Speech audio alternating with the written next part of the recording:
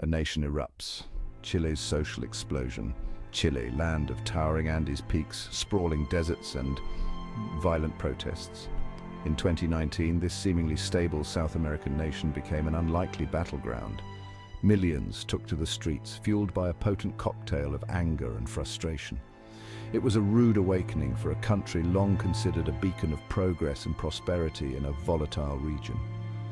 The world watched in disbelief as Chile, once a model for free markets and democracy, descended into chaos. The catalyst was seemingly innocuous, a hike in subway fares. But this seemingly minor adjustment ignited a firestorm of discontent. It exposed deep-seated anger over inequality, inadequate social services, and a political class perceived as out of touch. The protests, dubbed the Estallido social outburst, quickly escalated. Demonstrators clashed with police, buildings burned, and the country ground to a halt. The government, caught off guard, responded with a mix of repression and concessions. A state of emergency was declared, and the military was deployed on the streets for the first time since the Pinochet dictatorship.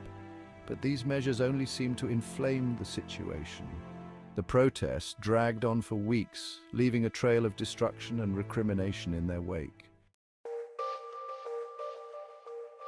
Beneath the surface, the roots of discontent. To understand the 2019 protests, we need to look beyond the immediate trigger of the subway fare hike.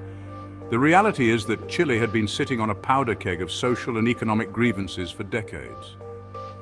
While the country boasted impressive economic growth, the benefits had not trickled down to all segments of society. Inequality was stark, with a small elite controlling a disproportionate share of the country's wealth. Chileans faced a perfect storm of challenges. The cost of living was rising while wages stagnated. Access to quality healthcare and education was increasingly out of reach for many. The pension system, privatized during the Pinochet era, left many retirees struggling to make ends meet. Years of simmering resentment finally boiled over in the streets.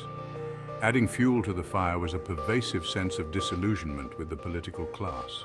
Chileans felt that their voices were not being heard, and that the government was more interested in serving the interests of the elite than addressing the needs of ordinary people. This disconnect between the rulers and the ruled created a fertile ground for unrest. The Venezuelan phantom fact or fiction. As the protests raged, a familiar narrative began to emerge from certain corners. The unrest, it was claimed, was not a genuine expression of popular discontent, but rather a sinister plot orchestrated by foreign actors. Venezuela, with its socialist government and history of regional meddling, quickly became the favorite bogeyman. Right-wing politicians and media outlets, both within Chile and internationally, seized on this narrative. They pointed to alleged evidence of Venezuelan agents infiltrating the protests and inciting violence. Social media was awash with rumors and misinformation, further fueling the flames. The narrative of Venezuelan interference served a convenient purpose. It allowed those in power to deflect blame away from themselves and delegitimize the protesters' demands. However, despite these claims, concrete evidence of direct Venezuelan involvement in the Chilean protests remains elusive. Independent investigations and fact-checking initiatives have debunked many of the claims circulating online. While Venezuela may have sought to exploit the situation for its own political gain, there is no indication that it played a direct role in instigating or orchestrating the unrest. Days of Fury, a timeline of unrest to be continued.